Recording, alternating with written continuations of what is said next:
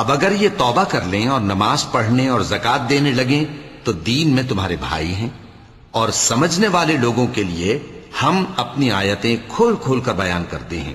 اور اگر عہد کرنے کے بعد اپنی قسموں کو توڑ ڈالیں اور تمہارے دین میں تانا زنی کرنے لگے تو ان کفر کے پیشواؤں سے جنگ کرو، ان کی قسموں کا کچھ اعتبار نہیں ہے، عجب نہیں کہ اپنی حرکات سے باز آ جائیں۔ بھلا تم ایسے لوگوں سے کیوں نہ لڑو جنہوں نے اپنی قسموں کو توڑ ڈالا اور پیغمبر کو وطن سے نکالنے کا ارادہ کر لیا، اور انہوں نے تم سے عہد شکنی کی ابتدا کی۔ کیا تم ایسے لوگوں سے ڈرتے ہو؟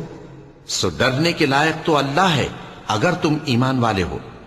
ان سے خوب لڑو، اللہ ان کو تمہارے ہاتھوں سے عذاب میں ڈالے گا اور انہیں رسوا کرے گا، اور تم کو ان پر غلبہ دے گا، اور مومن لوگوں کے سینوں کو شفا بخشے گا، اور ان کے دلوں سے غصہ دور کرے گا، اور اللہ جس پر چاہے گا توجہ فرمائے گا، اور اللہ سب کچھ جانتا ہے، حکمت والا ہے۔